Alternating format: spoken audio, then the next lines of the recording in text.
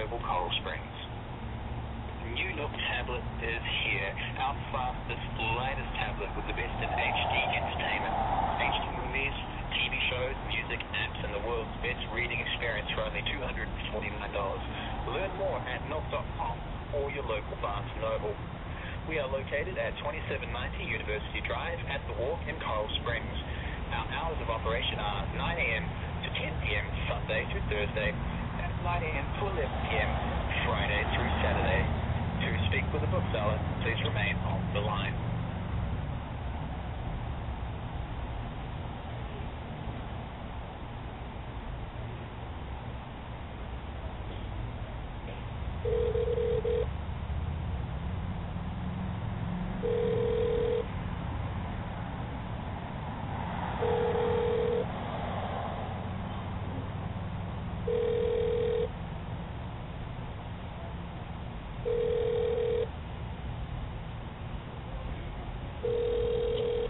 Thank you for calling Barnes & Noble. We are closed.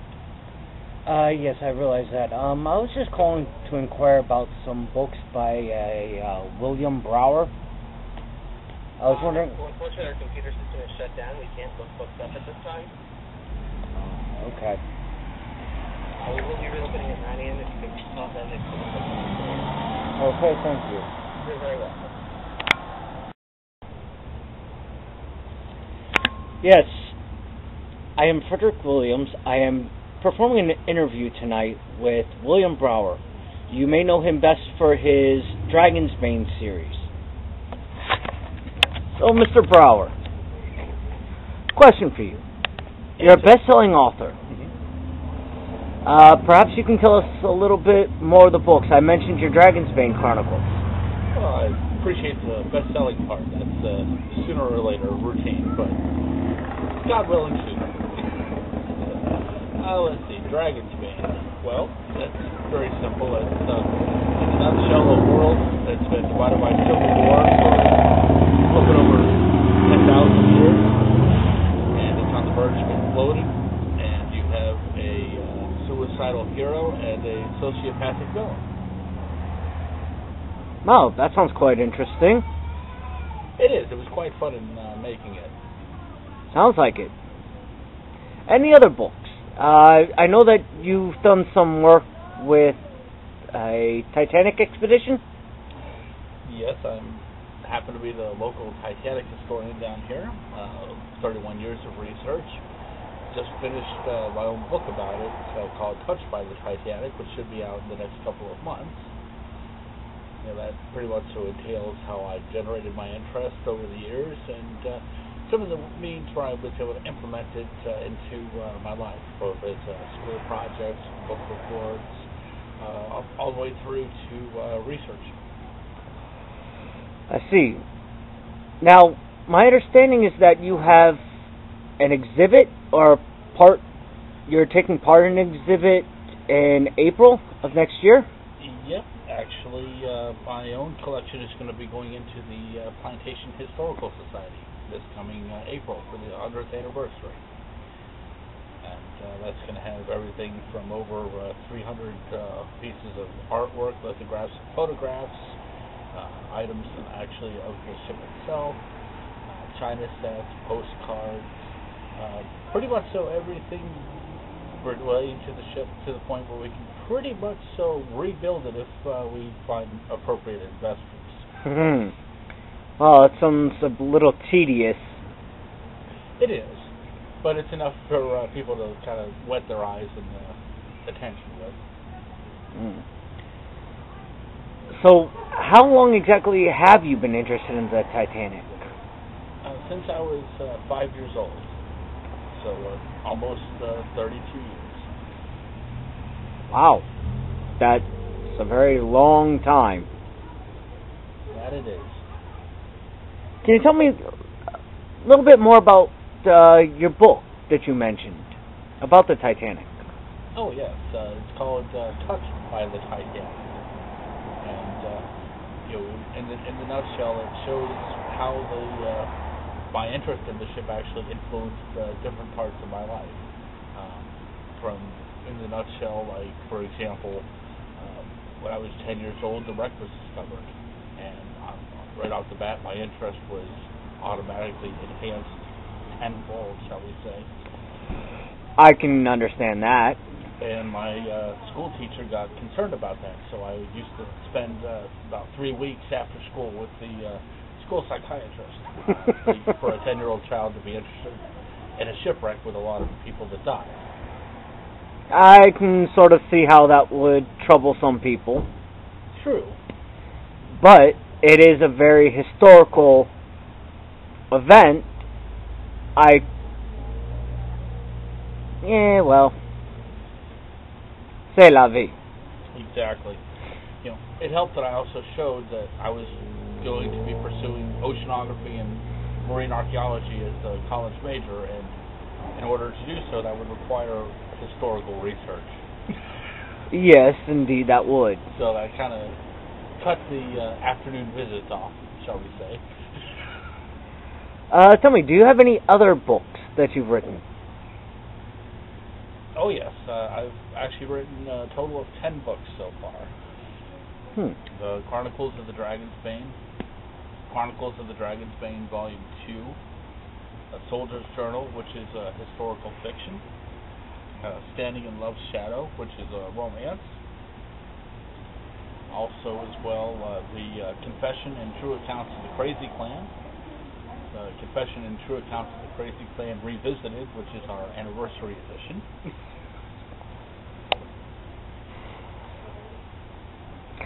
Now, on a personal note, might I ask you a question? If I told you that you're very attractive and you have a nice body, would you take offense to it? No, not at all. In fact, I'll actually take the opportunity to come forward at this point on your show to proclaim that I am a very proud lesbian. And, in fact, I will probably be going home with your wife after this interview. Well, I'm not sure quite how I feel about that, but that's kind of up to her. But if anything, I guess I can always just take your wife home with me then. We'll trade for the night. It works for ABC. They have that show Wife Swap. True. Now, tell me a little bit about your wife. I've heard that she wrote a book? Yes, she did. She actually co-wrote Standing in Love's Shadow. In order for one to write romance, it sometimes helps to have a woman's perspective. Indeed, it does. Now, I noticed your hat there, Batman. I take it you're a huge Batman fan? Indeed. In fact, it was as a homage to Bob Kane for creating the Riddler, one of my favorite villains. I decided to play upon his formula for my first book, which was the Crazy Clan books. So, the Riddler's real name is Edward Nigma, Enigma.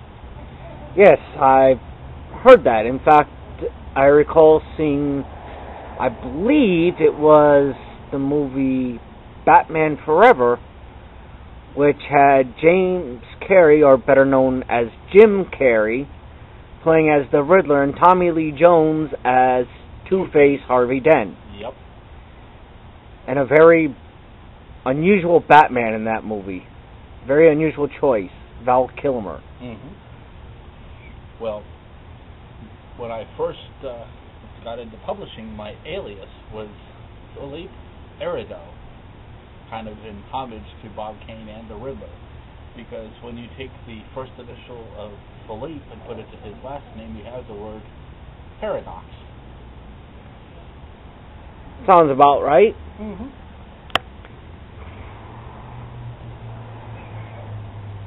Now, tell us a little bit about your personal life. Okay. My life is an open book. What would you like to know? Well, how about, for starters, aside from the Titanic, any of your other interests? Well, let's see. I'm a sucker for horror movies. Aren't we all? Oh, indeed. Actually have a collection of almost 400 DVDs of the horror genre. Very nice collection. Yeah, I can't complain. Does what it's supposed to do. I'm a very, very much self-proclaimed bibliophile. It's really bad to go into a bookstore. They know you by your first name and know what you're looking for, and generally will have material set aside for you to review and perhaps buy from. Well, at least they trust your input. That they do. Which is kind of ironic, considering that not too many of my books are available at the bookstores, but yet they know me as the author. Yes, as do quite a few other people. Yes. Now, tell me, what do you currently do for a living? Well, for the most part, I par my trade as a writer, and I've implemented ways of drawing attention both for my skills and my writing, the old-fashioned way. And at some point, somewhere floating online, you will actually find a picture of me holding up a sign that reads "Author for Rent. Cheap prices. Please inquire," with my email address. Very interesting. And might I add, you have such beautiful eyes. Well, thank you. You're welcome. I personally think so too. That's why I like to brush my eyebrows first thing in the morning.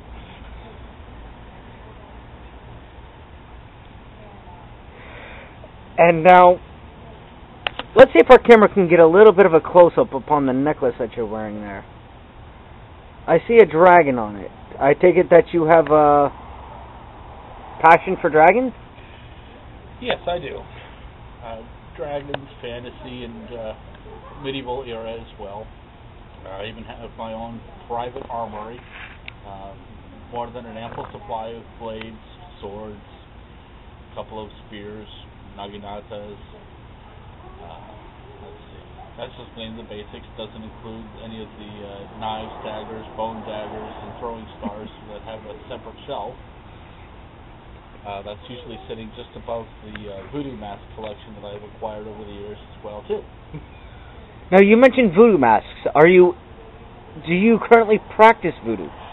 No, but I do like the artwork and the craftsmanship behind some of the pieces, and sometimes have found them as a source of inspiration while creating characters both in my horror stories and some of the fantasy ones. Now, I must say, once again, that you have a very beautiful smile. Well, thank you. I really appreciate that. I do try my best to smile as often as possible. Any day above the ground is a good day. Agreed. Now, you say that you're going to take my wife home with you. You mind if I join? I'll leave that to your discretion. Depends on how well the camera work comes out on this interview. Ah. Okay, well, I think that pretty much sums everything up. Mr. Brower, pleasure. Likewise. Thank you very much.